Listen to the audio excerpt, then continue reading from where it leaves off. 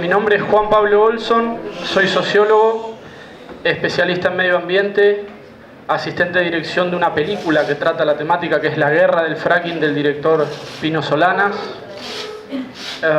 y también formo parte de un movimiento climático global que se llama 350.org. Es un gran movimiento con presencia en 180 países que trabaja la temática del cambio climático, que hay muchísima relación, no hay mucha información en la Argentina, entre el fracking y el calentamiento global, que es otro gran aspecto preocupante en muchísimas partes del mundo. Pero me parece que este ámbito, con esta enorme cantidad de presencia de ustedes, me parece que es muy importante un elemento que es que tengan información. Nosotros vemos un problema gravísimo de información. Y esa desinformación puede tener consecuencias de problemas gravísimos para el agua de Mendoza y para la salud de sus habitantes. Entonces empecemos por el inicio, la información, y en todo caso después cualquier toma de decisiones respecto del bienestar, de su calidad de vida y de su calidad del agua. Nosotros hemos sistematizado mucha información. La mayoría proviene de Estados Unidos, es muy difícil acceder a la información científica precisa porque hay mucha disputa de intereses de poder detrás de la información o el ocultamiento de la información, que creo que es el caso que en este momento está presente en la provincia de Mendoza y lamentablemente estuvo también en Neuquén, en Río Negro y en Allen, especialmente, que acá está Juan Carlos para contar la experiencia. La información que se obtuvo que ustedes ya tendrían que tener, antes de que se haya avanzado con el fracking hasta este punto, podido tener acceso, porque hay un derecho a la información muy importante de respetar. Hay 3 grandes estudios que se elaboraron en Estados Unidos, que yo los quisiera presentar y que ustedes se familiaricen, que uno es el que contaba Enrique. La lista de químicos usados en el fracturamiento hidráulico generada por la Comisión de Ambiente del Congreso norteamericano. ¿La conocen? La lista de químicos utilizados en el fracturamiento hidráulico obtenida por la Comisión de Energía del Congreso de Estados Unidos. Primer documento que vamos a trabajar conjuntamente, si les parece. ¿Cómo se llega a este documento? ¿Cómo un Congreso norteamericano, en la coyuntura norteamericana, que tienen como principal potencia un objetivo de mantener un autoabastecimiento energético de petróleo y con la geopolítica que eso implica, hubo un presidente de la Comisión de Ambiente que pidió por minoría un informe a las 14 principales empresas petroleras de Estados Unidos que diera información de los químicos que introducía en suelo norteamericano? Al principio la mayoría de las empresas aludieron que no podían dar esa información por el llamado secreto comercial, que por la competencia comercial no podían dar, como quien dice, la fórmula de la Coca-Cola, de los químicos. Y después de un litigio de muchísimos años, 14 de las principales empresas dieron información de los químicos que introdujeron entre el 2005 y el 2009 en sus explotaciones, en lo que para la Argentina es la formación de reservorios no convencionales Vaca Muerta. Estados Unidos tiene un equivalente que es la formación Marcellus, sobre todo creo que en los estados de Texas, Pensilvania y algunos otros, y yo estoy trabajando especialmente una tesis para la Universidad de Buenos Aires sobre la problemática del fracking en el contexto de una crisis energética mundial. En las principales cumbres climáticas se discute todos estos temas. Yo creo que lamentablemente Mendoza llega de manera muy compleja a discutir la energía, porque es cuando ya decidieron por ustedes el avance de una técnica que casualmente en el mundo se desrecomienda por los efectos en la salud humana, en la calidad de agua, en el aire, los efectos que provocan el calentamiento global. Y lo que es interesante y es responsabilidad es cuando uno desrecomienda una técnica depredatoria como la del fracking, anteponer una solución y una alternativa.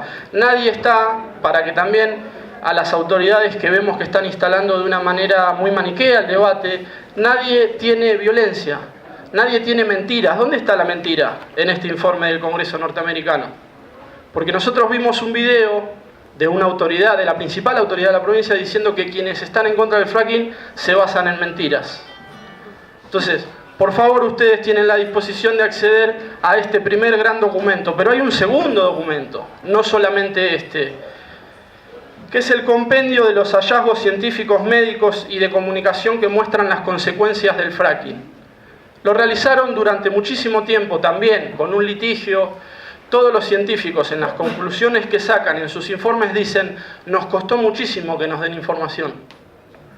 Y solamente con el pequeño porcentaje de información que pudimos acceder en este compendio de Estados Unidos, ya se ha concluido, con esa pequeña cantidad de muestras, se ha concluido, yo me adelanto un poco por una cuestión de tiempo, porque somos varios para hacer esta exposición, que el fracking afecta el agua de consumo humano, que afecta el aire por la emanación de gas metano, que produce efectos sísmicos.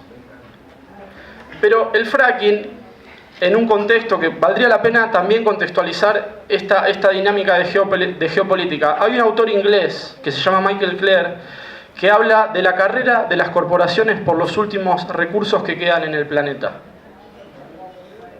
Y hay otros referentes, Noam Chomsky, el mismo Papa Francisco habla de la llamada en el nuevo siglo y en el nuevo milenio, la guerra del agua, o la garantía de acceso a agua potable como recurso estratégico del nuevo siglo y del nuevo milenio de la población, ni más ni menos. En una tendencia mundial en donde hay cada vez más población y cada vez proporcionalmente menos acceso a fuentes de agua. La Organización de las Naciones Unidas y el Papa Francisco colocan esta frase para contextualizar si ustedes tendrían que valorar o no el agua en Mendoza. 1000 niños mueren por día, 1000 niños mueren por día en el mundo por falta de acceso a agua potable o por enfermedades relacionadas a esa problemática. Entonces, nos pareció preocupante que se haya avanzado en una provincia semiárida como Mendoza, con el valor que tiene el agua para su matriz económica, social, política, que se haya avanzado con una técnica comprobada por más de entre 40 y 50 universidades de Estados Unidos, que es una técnica depredatoria, por el propio Congreso norteamericano, y creo que tampoco los que permitieron que el fracking ya haya avanzado con 4 o 5 pozos, les dijeron el contexto internacional de los países en los cuales ya se había prohibido el fracking, por estos motivos, no por ningún capricho, no por ningún ambientalismo, por motivos de salud humana, de gestión del recurso del agua y de cuidado de las matrices económicas y energéticas para la población. El fracking está prohibido en Estados Unidos, en el estado de Nueva York, que es uno de los principales estados. ¿Por qué? Porque hubo una gran movilización de la población, con un gran apoyo de un sector de artistas que formaron un movimiento que es movimiento pionero en el mundo en la lucha contra el fracking, que se llama Artists Against Fracking o Artistas en contra del Fracking, con muchos artistas muy comprometidos, con los cuales algunos nosotros tenemos relación. Hay un gran actor muy comprometido con la lucha contra el fracking, que se llama Mark Ruffalo, es con quien nosotros a veces articulamos actividades cuando trabajamos articulando con 350 Estados Unidos. Y se prohibió, y la conclusión del Departamento de Estado de Nueva York, que le dio los avales y los argumentos para prohibir el fracking en el estado de Nueva York al gobernador Andrew Cuomo de Nueva York, fueron que el fracking afectaba el agua potable para los seres humanos, que era cancerígeno, que afectaba el aire. Esto lo dijo Enrique, lo vamos a repetir nosotros, lo va a decir Juan Carlos. El fracking es multicontaminante. Es una de las técnicas más contaminantes del planeta.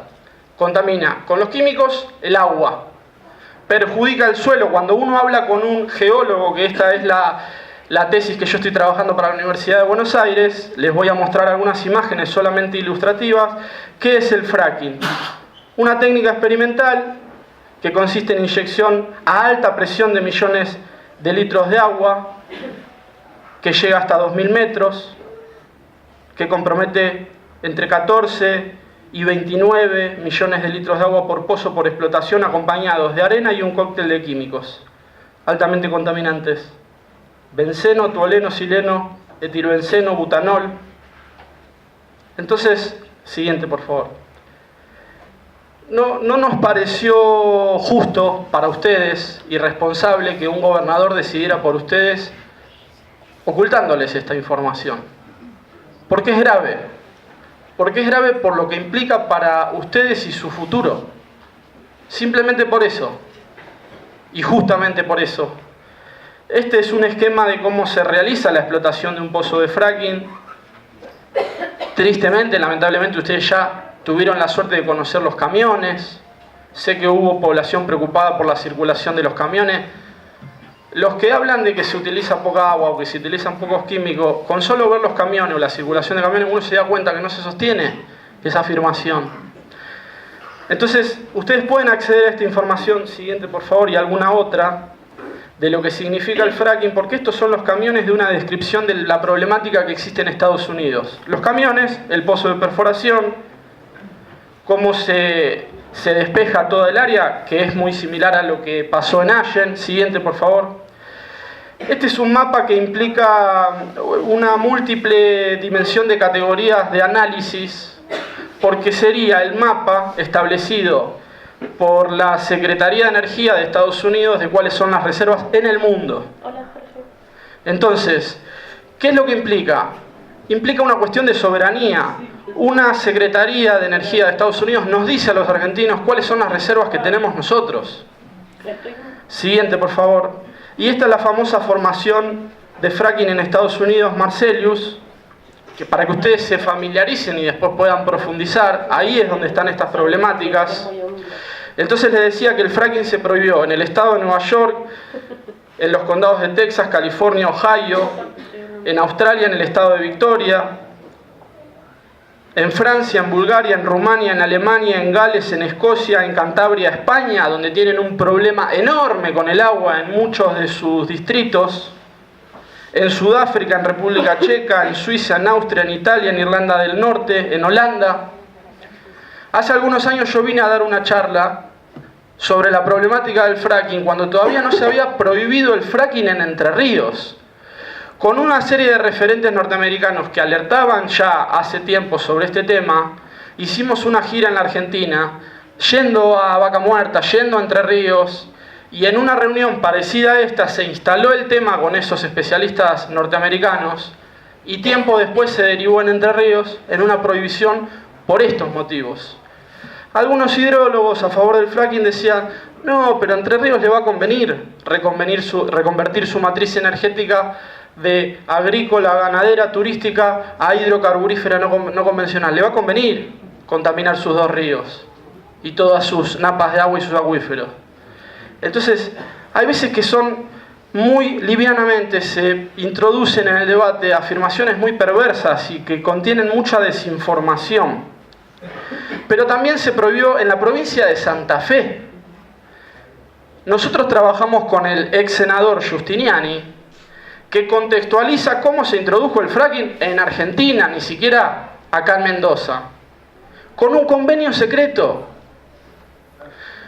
Legisladores de Neuquén levantaron la mano: apruebo que se explote fracking, pero no conozco nada de lo que se va a hacer en el subsuelo de la Patagonia.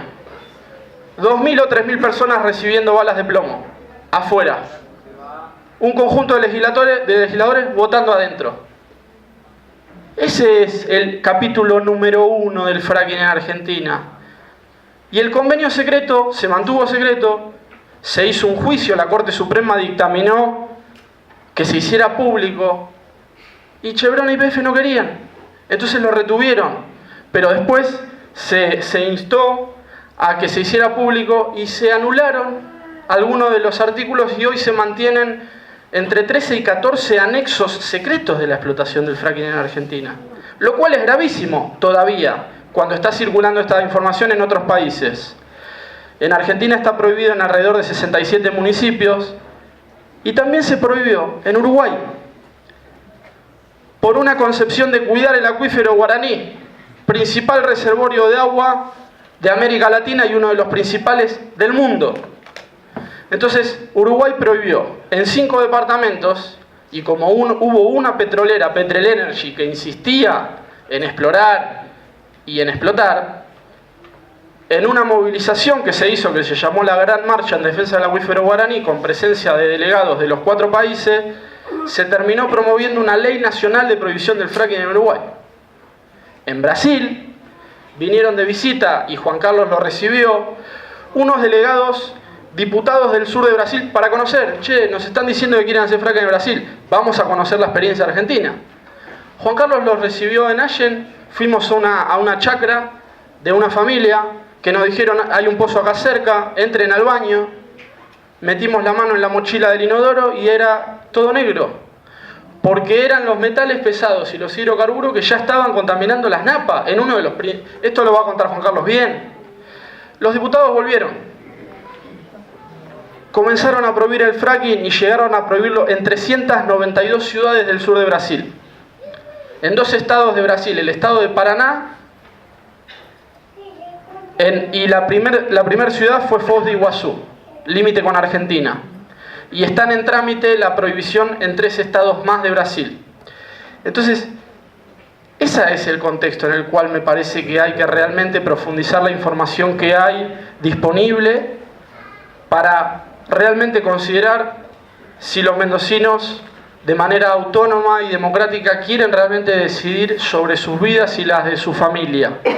No diciendo: no te preocupes, no contamina, va a traer trabajo, vos cuando te lavas los dientes usás dentrífico y tiene lo mismo, si compras un helado, no te preocupes que es más o menos lo mismo. Siguiente, por favor. Entonces, ya creo que se entendió con la introducción de Enrique la problemática de la calidad del agua, pero todavía no comprendimos la cantidad de pozos que requiere el fracking para, en teoría, tener algún tipo, comillas, rentabilidad. Miren esta postal, que era la postal que les ofrecían a los mendocinos. Tengan un pozo, el Malargüe, tengan 5, no pasa nada, es progreso. Los que están en contra son violentos. Miren esta otra postal, no son 5 pozos los que van a hacer, Esta es una foto aérea. La secretaria de Energía, cuando habla de fracking, utiliza una frase: dry baby dry. Hay que perforar y perforar permanentemente miles de pozos de intensidad y extensa duración en el tiempo. Pero miremos si se va decantando más o menos cómo es el avance con fundamentación científica, fundamentación política del fracking puesta en imágenes. Vamos a ver la siguiente. Esta ya es más una foto aérea satelital. ¿Alcanzan a ver en detalle la cantidad de pozos que se requieren? ¿Ustedes quieren esto para Mendoza? Cada punto es un pozo. Cada puntito es un pozo de fracking en Texas. Siguiente, por favor. Foto satelital. Entonces, yo creo que hay que tener mucha responsabilidad cuando se habla si contamina o no contamina. Es un poco más grave, un poco más profundo, un poco más serio. Y nos da tristeza que una autoridad del nivel de un gobernador en una provincia no tome en serio todos estos ejes. Entonces, lo que transforma inmediatamente a la población es una situación en donde la democracia delegativa en un gobernador que va a decidir por todos ustedes se antepone un ejercicio de participación y de democracia participativa. Y entonces el péndulo va a estar entre quién representa realmente los intereses de la calidad de vida y de calidad de agua de los mendocinos. Me parece como primer pregunta para que ustedes la tengan presente. Siguiente, por favor. Entonces, ya está la presentación. En Estados Unidos están todos estos datos. Y yo, para no alargarlo mucho, porque me interesaba hacer esta introducción, les voy a comentar por qué mi compromiso con la tesis, que provino de realizar el documental La Guerra del Fracking e incorporar toda esta información y conocer a la primera mujer mapuche, porque el fracking comenzó en Neuquén. Le invadieron, para mi interpretación, su territorio con un pozo de fracking y ella se llamaba Cristina Lincopuán. ella decía, el fracking no afecta solo a los mapuches, afecta a todos los argentinos, porque ahora nos perjudica a nosotros. Le hicimos una entrevista para el documental, fue una entrevista realmente excelente porque ella tenía mucho compromiso y mucha información. Y a los pocos meses, cuando quisimos volver a hacerle una segunda entrevista, una retoma, nos dijeron que había fallecido por un colapso pulmonar. Y a partir de ahí fue mi compromiso particular con la lucha, siempre en homenaje a ella y al primer grupo que luchó contra el fracking, y me parece que no podemos permitir que eso suceda. Entonces queríamos venir acá a hablar con todos ustedes para poner a disposición este tipo de información y sistematización. Hay muchísimo por hablar, el panorama es complejo, muchos países ya dejaron atrás esta discusión. Argentina no está actualizada en la discusión de matriz energética, hay muchísimos problemas acerca de la matriz energética y qué energía produce Argentina y a qué costo. Y eso deriva después en otros problemas complejos que también derivan en tarifazos y en perjuicios económicos. Entonces la gran pregunta no solo es contra el fracking, sino qué matriz energética queremos para la Argentina. ¿Con qué calidad y con qué proyección hacia años a futuro? 10, 20, 30, 50 años. No es solamente unos ambientalistas violentos que cortan una ruta porque son violentos y el gobierno... ¿Dónde está la violencia? La violencia no está en el ocultamiento de la información, más bien, para hacer un cierre, la pregunta es, ¿a qué no está dispuesto con esta información el pueblo de Mendoza y cuáles son las alternativas? Y me parece que la alternativa es clara, que es encaminar la reconversión de la matriz energética argentina y el componente provincial según las características climáticas, geográficas de cada provincia, hacia una reconversión de energías renovables. Y un último detalle, todo este extractivismo perverso se sostiene en base, que esto es materia para un economista, en base a millones de subsidios para la explotación. Si solamente se dedicaran la millonada de subsidios para el fracking en Argentina, habría una solución de la matriz energética tendiente a considerar la energía como un derecho humano, gratuito, energía libre. Entonces hay muchos poderes detrás de una energía sucia y contaminante o una energía limpia y democrática, y por eso nosotros queríamos venir hoy a comentarle estas cosas a ustedes. Muchísimas gracias.